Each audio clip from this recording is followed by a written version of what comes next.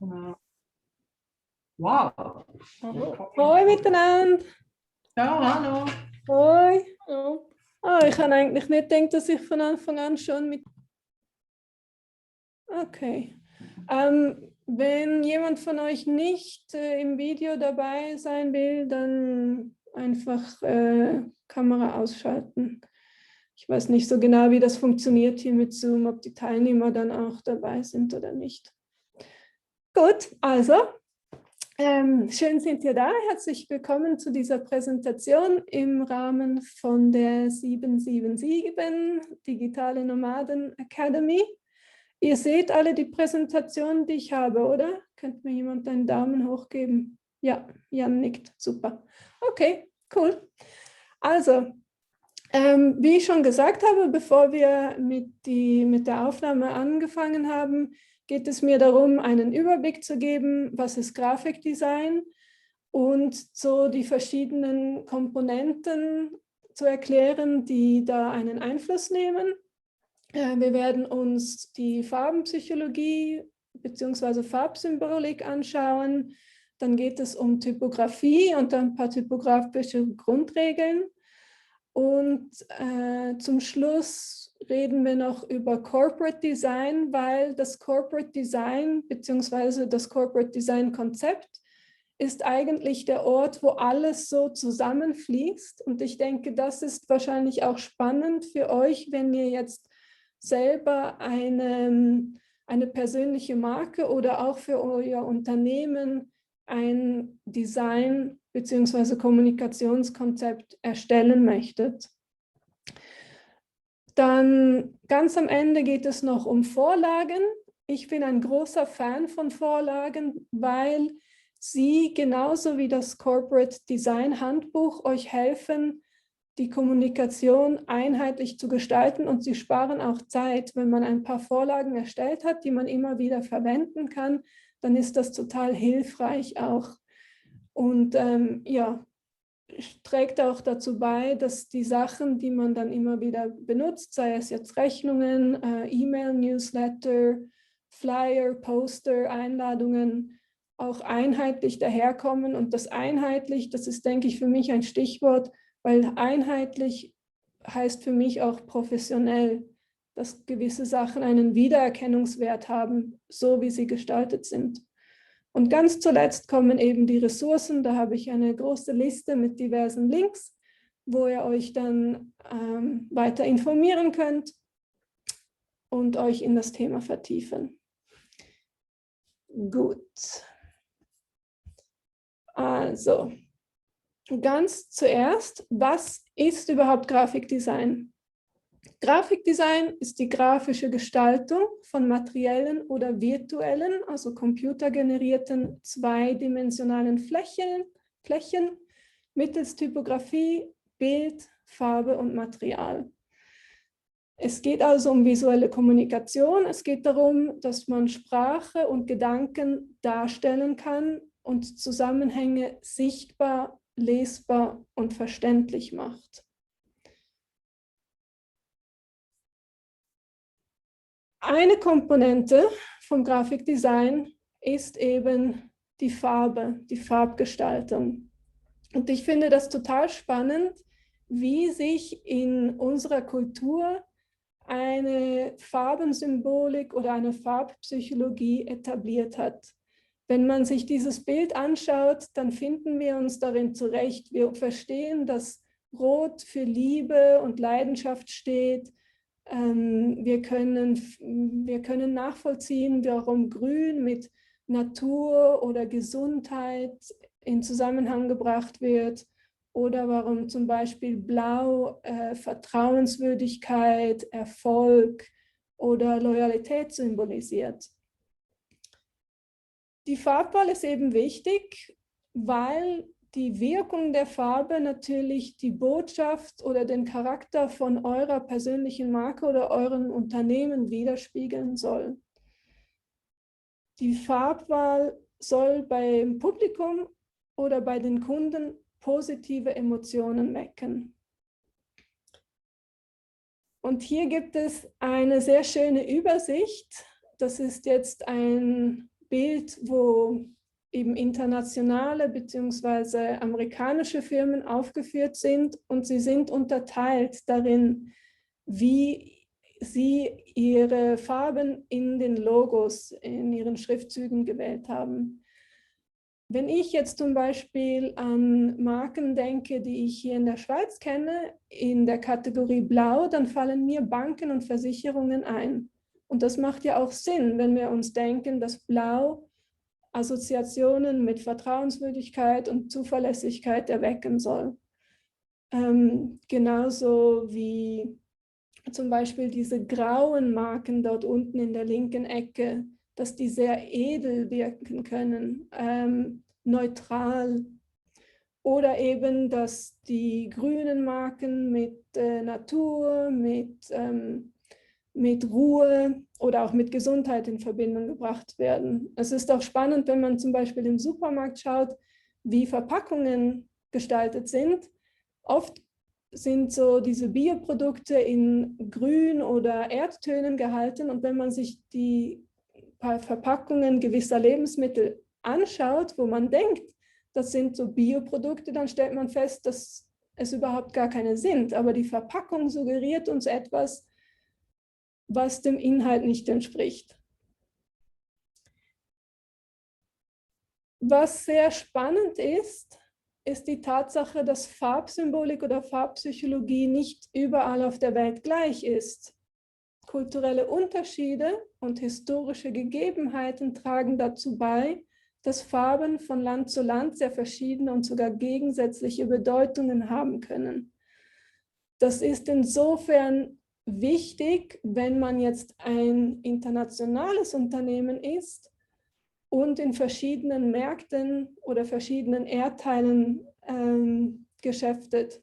Dann muss man natürlich bei der Farbwahl von grafischen Gestaltungen, von Kommunikationsmedien oder auch eben beim Logo darauf achten, dass man nicht widersprüchliche Botschaften mittels der Farbe heraussendet. So, das war mal eine kurze Einführung ins Thema Farbe. Als nächstes schauen wir uns die Typografie an.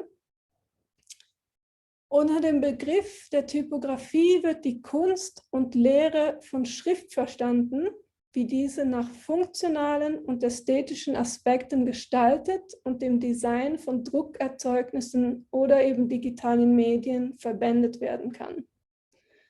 Typografie kann die Bedeutung von Wörtern und ganzen Inhalten beeinflussen und sogar den Leser manipulieren. Und wenn ihr euch diesen unteren Text anschaut, dann seht ihr, dass ich gewisse Wörter fett gestaltet habe. Und allein schon durch diese Fettgestaltung habe ich eine Hierarchie erschaffen. Also das heißt, diese fett gestalteten Wörter, die springen sofort ins Auge und die werden somit auch als wichtiger wahrgenommen. Also eine bewusst gewählte Schriftart, sie wird mit Werten aufgeladen, die dem Betrachter unterbewusst kommuniziert werden und ihn so in eine bestimmte Richtung lenken.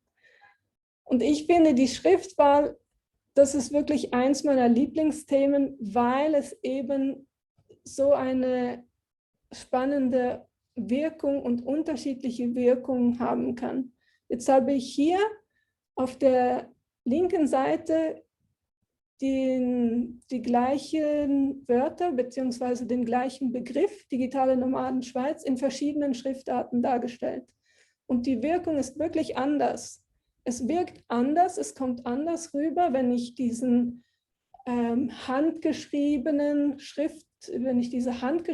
Schriftart wähle oder eine Serifenschrift, die eher so an Schreibmaschinenschrift erinnert, oder eine serifenlose Schrift, das sind die oberen drei.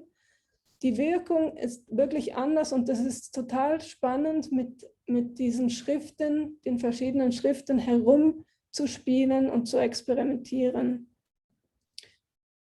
Und wiederum, wenn wir uns an die Kommunikation oder an das Corporate Design erinnern, dann geht es auch bei der Schrift darum, dass ihr eine Welt, die die Werte oder den Charakter von eurer Marke widerspiegelt.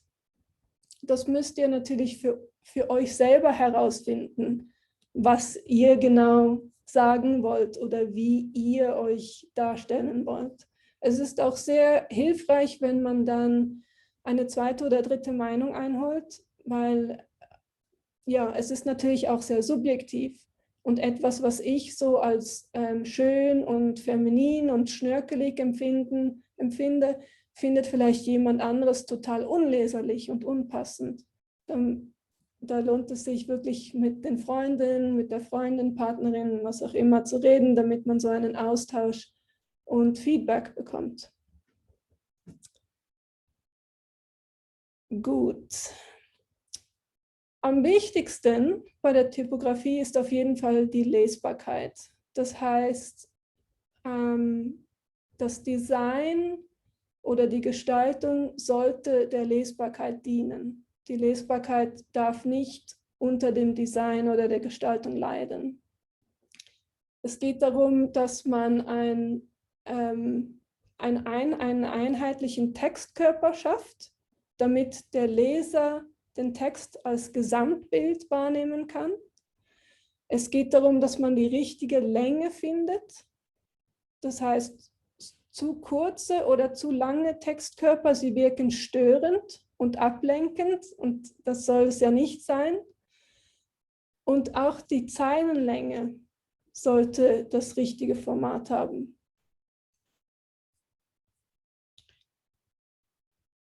Der Zeilenabstand unterstützt die Lesbarkeit auch, beziehungsweise wenn er falsch gewählt ist, kann der Zeilenabstand ablenkend wirken und der Lesbarkeit schaden.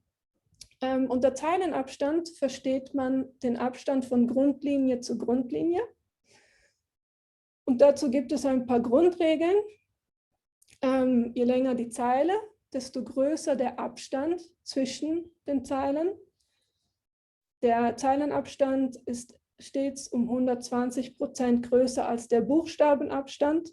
Das sind jetzt Richtlinien. Ich glaube, man findet auch andere. Wenn euch das Thema sehr interessiert, dann würde ich euch raten, da selber ein bisschen zu recherchieren. Wir haben vorhin von Serifenschriften und serifenlosen Schriften gesprochen. Bei serifenlosen Schriften kann der Zeilenabstand bis zu 150% betragen. Und in diesem Beispiel sieht man eben, wie ein zu kleiner Zeilenabstand den Text zusammenquetscht und ein zu großer zieht den Text auseinander, sodass er irgendwie so sich verliert. Er verliert eben das Zusammenhängende. Was die Wahl der Schriftarten betrifft, so finde ich, und das scheint auch die gängige Meinung zu sein, dass weniger mehr ist. Viele unterschiedliche Schriftarten im gleichen Dokument oder auf der gleichen Webseite, sie wirken unordentlich und ein bisschen verwirrend. Ja, ich finde, am besten wählt man 2 Schriftarten, die sich ergänzen und beschränkt sich auf diese. Und mir gefallen diese Webseiten wie zum Beispiel Google Fonts, wo man sich eine aussuchen kann. Da kann man so einen Beispielsatz eingeben und dann kommen ganz, ganz viele verschiedene Schriftarten. Dann sucht man sich eine aus, die dir gefällt und kann sich dann eine Kombination vorschlagen lassen. Oft wirken Kombinationen zwischen serifenlosen Schriften mit Serifenschriften gut. Aber das ist nicht immer der Fall. Da muss man ein bisschen ausprobieren. Was man auch machen kann, wenn man sich auf eine Schriftart beschränken will, ist, dass man mit Abstufungen innerhalb der Schriftart spielt. Hier zum Beispiel ist die Überschrift fett und größer, die Unterüberschrift ein bisschen kleiner und eben nicht fett gedruckt. Und der Fließtext hat wiederum eine andere Größe. Also das heißt, man kann mit Größe und Stil arbeiten und kann auch mit diesen Mitteln innerhalb von der gleichen Schriftart sehr viel Variation schaffen. So, jetzt kommen wir zu meinem Lieblingsteil. Im Corporate Design kommen nämlich diese ganzen Komponenten zusammen. Corporate Design, das ist das Erscheinungsbild eines Unternehmens, einer Organisation oder einer Institution oder eben einer persönlichen Marke. Und das dient dazu, um ein einheitliches und positives Bild zu vermitteln, was auch einen Wiedererkennungswert schafft.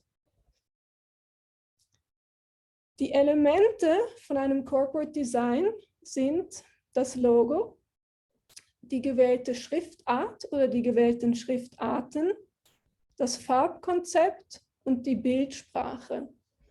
Auf das Logo werde ich jetzt nicht eingehen, weil das wäre an sich schon eine ganze Stunde, die man mit dem Logo, mit der Gestaltung von einem Logo verbringen könnte.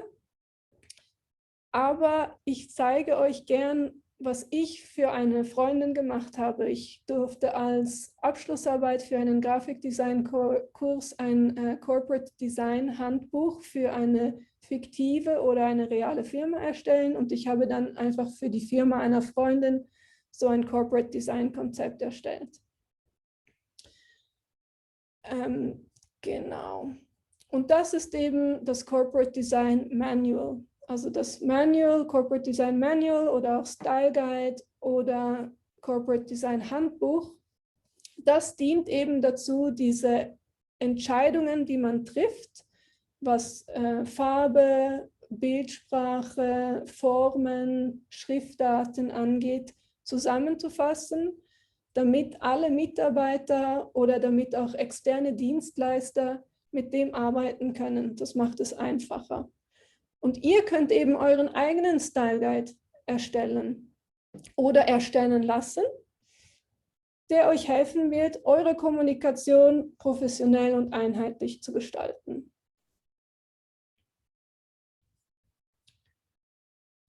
Und hier sind eben die Beispiele aus diesem Handbuch, was ich für meine Freundin erstellt habe. Ihre Firma heißt Green and Clean.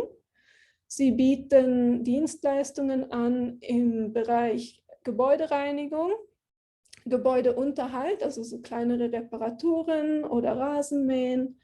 Und sie machen auch Vermietungsservice für Besitzer von Ferienwohnungen. Also sie stellen die Wohnungen auf Airbnb und begrüßen die Gäste und übernehmen die Kommunikation mit den Gästen.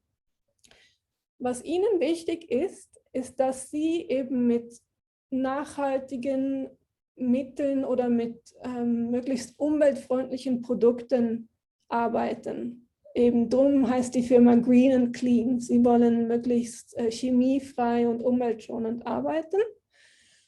Und anhand dessen habe ich eben diese Farbpalette erstellt mit 2 verschiedenen Grüns und diesem dunklen Grau. Und in dem Corporate Design Handbuch musste ich eben auch erklären, wieso ich genau diese Farben gewählt habe.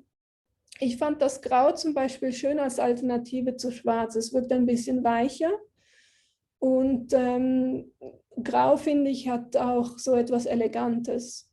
Und dieses helle Grün, das erste, das hat einen guten Wiedererkennungswert und fühlt sich für mich sehr frisch an und erweckt eben auch diese Assoziationen mit Nachhaltigkeit und vielleicht auch, dass man die Dinge ein bisschen anders anpackt als traditionell. Anhand dieser Farben habe ich dann Icons erstellt. Die Icons stehen für die verschiedenen Bereiche, in denen sie Dienstleistungen offerieren. Dort geht es zum einen ums Putzen, um die Vermietungen, die sie machen und um den Gebäudeunterhalt. Und wenn ich jetzt hier ein bisschen reinzoome, dann sieht man hier, dass ich diese Putzflasche, das sind kleine Blättchen, die da rauskommen. Also dieses Icon, das sind wiederum die Farben aus der Corporate Design Farbpalette vertreten. Das ist das Grau, dann dieses helle Grün. Und wenn man ganz fest in diesen Ring reinzoomt, dann sieht man, dass der Ring nicht schwarz oder grau ist, sondern eigentlich dunkelgrün. Und genau das Gleiche trifft dann für die anderen Icons zu. Also hier auch wieder dunkelgrün und das helle Grün. Hier wieder genauso. Und diese Icons, die habe ich anhand von Vorlagen erstellt, womit wir schon fast beim nächsten Thema sind. Also den Hammer und diesen Schraubenzieher, die habe ich im Internet gefunden als Vektordateien. Die waren ursprünglich schwarz und dann habe ich sie einfach in diesen Corporate-Farben eingefärbt und somit personalisiert, dass das eben stimmig ist mit dem Erscheinungsbild. Das nächste Element eben in diesem Corporate Design Handbuch sind dann die Schriftarten. Und auch dort habe ich 2 Hauptschriftarten gewählt und dann auch erklärt, wieso ich fand, dass diese passen. Das Quicksand, das ist eben so recht schlicht und modern und ich fand, dass man das auch sehr gut einsetzen kann. Sowohl wenn es um Fließtext geht, als auch um Überschriften. Und dann das zweite, dieses handgeschriebene, das benutze ich wirklich nur, wenn es darum geht, Akzente zu setzen, weil es ist nicht sehr leserlich. Also als Fließtext würde ich das nie benutzen, das ist anstrengend, aber es eignet sich gut für so Slogans oder eine Überschrift.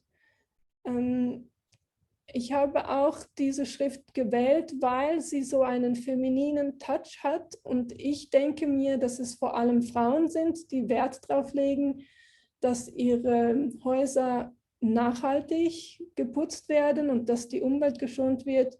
Und das war eben auch mein Gedankengang hinter dieser Schriftwahl. Und hier sehen wir eben Beispiele, wie das dann eingesetzt wird und wie diese ganzen Designelemente zusammenkommen. Da habe ich einen Flyer erstellt, wo die verschiedenen Schriftarten benutzt werden, wo auch ein Bild, ein Foto mit verwendet wird, was eben auch so in diese Farbpalette reinpasst mit dem Grün und es ist sehr schlicht und ruhig. Und dann als zweites Beispiel eben diese kleine Visitenkarte mit dem Schriftzug, wieder mit den Unternehmensfarben. So. Wir sind gut in der Zeit. Okay. Also, die Vorlagen, wie ich schon sagte, die Icons habe ich anhand von Vorlagen, von existierenden Icons erstellt und einfach angepasst. Und eben diese Blättchen, die habe ich natürlich selber gemacht, die waren nicht dort. Und ich finde Vorlagen super. Das Corporate Design Konzept liefert euch einen Leitfaden für die gedruckte oder die digitale Kommunikation. Und anhand von dem könnt ihr eben all eure Print- oder Online-Produkte erstellen. Rechnungen, Einladungen, Posts auf soziale Medien und so weiter. Die, wenn ihr einmal euer Konzept festgelegt habt, dann könnt ihr diese Vorlagen erstellen und immer wieder verwenden. Wie ihr genau das macht, das hängt ein bisschen von euren Fähigkeiten und von den verfügbaren Programmen ab. Man kann Vorlagen natürlich von Grund auf erstellen oder man kann mit Tools arbeiten, wie zum Beispiel Canva oder Adobe, wo man Vorlagen nimmt und sie dann entsprechend personalisiert. Der Vorteil von vorgefertigten Vorlagen ist, dass Farben, Schriften und die Gestaltung schon aufeinander abgestimmt sind. Das heißt, man muss nicht unbedingt viel von Design verstehen, um etwas zu erstellen, was schon ziemlich gut aussieht. Also sie machen es einfach, ein einheitliches Erscheinungsbild beizubehalten. Man kann diese natürlich dann auch speichern und immer wieder verwenden. Der Nachteil ist, dass man nicht 100% Kontrolle hat. Also man hat nicht vollständige gestalterische Freiheit. Und man ist manchmal auch beschränkt, was das Endformat betrifft. Also es kann sein, dass man das, was man gestaltet hat, gibt es vielleicht nur als ein A4 und nicht in einem A1-Format oder man kann es nur als ein JPEG herunterladen in der Gratis-Version und nicht als ein hochauflösendes TIFF. Also da muss man ein bisschen herausfinden, auch was die verschiedenen Versionen bieten. Es gibt natürlich auch Tools oder Programme, wo man eben zahlt, und es gibt solche, wo man gratis etwas gestalten kann. Der andere Nachteil ist, dass die Vorlagen manchmal auch ein bisschen standardisiert wirken können. Das heißt, im schlimmsten Fall habt ihr ein Instagram-Zitat, was andere Leute auch benutzt haben, und ja, dann ist es klar, dass alle mit der gleichen Vorlage gearbeitet haben. Ich habe erst kürzlich für meinen Arbeitgeber anhand einer Vorlage ein Poster erstellt. Also ihr seht links die Vorlage, das ist jetzt von Adobe Spark. Und rechts ist das Endergebnis. Und was ich gemacht habe, bei Adobe Spark habe ich diese Vorlage ein bisschen verändert, habe sie dann als PDF runtergeladen, damit ich die Logos und den Text und so weiter noch weiter einfügen kann. Und damit ich auch das Format verändern konnte, weil wir brauchten das dann tatsächlich als ein großes Poster in A1. Und ich finde, ja, also es kommt recht gut rüber, es ist schnell gemacht und es hat sich auch sehr schnell personalisieren lassen. Hier sind ein paar andere Vorlagen, auch alle von Adobe Spark. Und ich denke, der Vorteil auch mit diesen Vorlagen zu arbeiten, wenn man noch nicht so viel Erfahrung oder noch nicht so viel gestalterisches Wissen hat, ist, dass man ziemlich viel lernt, indem man sich die anschaut. Hier zum Beispiel sieht man, dass die alle, also ich finde, sie haben alle eine recht gute Aufteilung. Sie sind schlicht, sie haben viel freien Platz, also ein White Space oder Negative Space heißt das. Und das ist auch etwas, was für mich gutes Design ausmacht. Es ist nicht so vollgestopft. Das merkt man zum Teil auch, dass Sachen, die nicht so professionell oder nicht so schön oder klar strukturiert wirken, sie kommen deswegen so daher, weil sie einfach nicht genug freien Platz haben, also nicht genug weiße Fläche. Und weiße Fläche muss nicht unbedingt weiß sein. Weiße Fläche kann auch eine einheitliche Hintergrundfarbe sein, wie jetzt in diesem Bild mit dem orangen Hintergrund oder wie in diesem Bild mit dem violetten Hintergrund. Aber was die auf jeden Fall alle gemacht haben, ist, dass sie haben sehr bewusst und spezifisch mit Schriften, mit der Platzierung von den Bildern, mit verschiedenen Designelementen gearbeitet. Und das macht es auch einfach, anhand von Vorlagen etwas zu erstellen, was gut daherkommt und nicht allzu wild oder unordentlich. Gut, und somit wären wir auch schon bei den Ressourcen angelangt. Die Präsentation werde ich dann natürlich auch im Slack-Channel allen teilen, sodass ihr euch da nach Herzenslust weiter austoben und informieren könnt. Aber das sind jetzt die verschiedenen Ressourcen, die ich bei der Erstellung von dieser Präsentation benutzt habe. Da geht es um alles Mögliche von eben Einführung in Grafikdesign, über Farbenlehre, über typografische Grundregeln, Corporate Design, die verschiedenen Tools, also Spark und Canva, die ich erwähnt habe, anhand dessen man mit Vorlagen etwas erstellen kann. Und zu guter Letzt eben Grundlagen für Grafikdesign, wenn man sich weiter informieren will und etwas dazulernen. Gut, also das war jetzt sehr viel auf einmal, aber ich bin froh, dass ich es innerhalb von der Zeit geschafft habe. und werde jetzt mal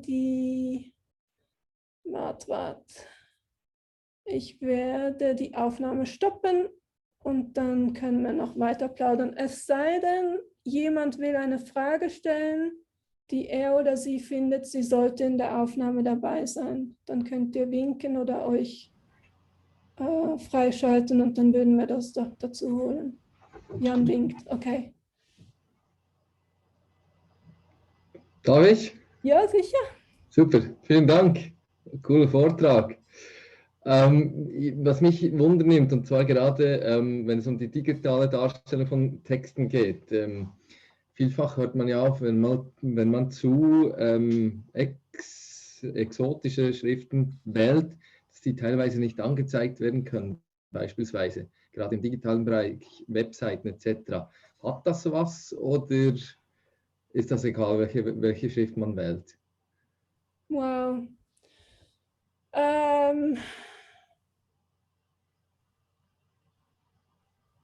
Ja, das sagt mir was, aber ich müsste da nachschauen und wieder auf dich zukommen. Es sei denn, Heike, weißt du was dazu? Ich habe die Frage jetzt nicht verstanden. Geht es in Richtung nur, wie es im Web aussieht oder wie es auch in anderen Drucksachen aussieht? Also grundsätzlich geht es darum, vor allem im digitalen Bereich, einerseits auf der Webseite, andererseits, wenn man eine Schrift wählt, die man dann auch in Outlook oder Mailversand nutzen möchte, dass die teilweise nicht korrekt angezeigt werden kann. Genau. Also ich würde mich da tatsächlich an Systemschriften orientieren. So leid wie es mir tut, würde ich gucken, dass auf dem PC und auf dem Mac, da gibt es ja einen ganzen Satz voll Schriften, die überall drauf sind, dann gehst du auf jeden Fall sicher. Ich finde das ein bisschen schade, aber das ist besser, als wenn plötzlich du dich für eine Schreibschrift entscheidest, die ja zum Teil sehr schön ist, und dann kommt aber auf dem Rechner deines Kunden oder deines Empfängers eine Systemschrift, die dann aussieht wie eine Schreibmaschinenschrift. Das ist schade. Für Webseiten direkt kannst du, wenn du kannst, Schriften auch auf den Webserver des jeweiligen Anbieters einbinden. Also da würde ich jetzt auf Google Fonts gehen.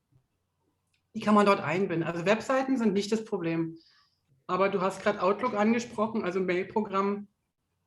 Da würde ich es einstellen, dass du irgendeine Systemschrift nimmst. Und bei Mails sind ja oftmals keine Kunstwerke, sondern Informationen.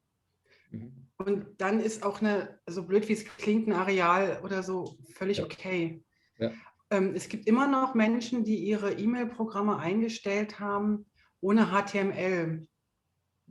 Aus Sicherheitsgründen oder also auch bei Banken ist das zum Beispiel so eingestellt, standardmäßig. Da kommt dann eine Systemschrift und die ist dann meistens eine arealähnliche Systemschrift, eine Tahoma oder ja, muss man auch, wenn du auf einem Mac bist, vielleicht die Helvetica oder so, die alle sehr ähnlich sind. Die sind alle so lala. Du wirst damit keinen Designpreis gewinnen. Aber dann weißt du auch, was du schickst und was ankommt, sieht so ein bisschen ähnlich aus. Aber für Webseiten direkt würde ich kann man die einbinden in die Webseite direkt und dann kann jeder das anschauen. Genau. Super, herzlichen Dank. Sehr gerne. Danke, Heike. Sehr gerne. Cool. Hat sonst jemand noch eine Frage oder will jemand noch etwas einbringen, bevor ich hier die Aufzeichnung stoppe? Nö. Okay, also dann bedanke ich mich und werde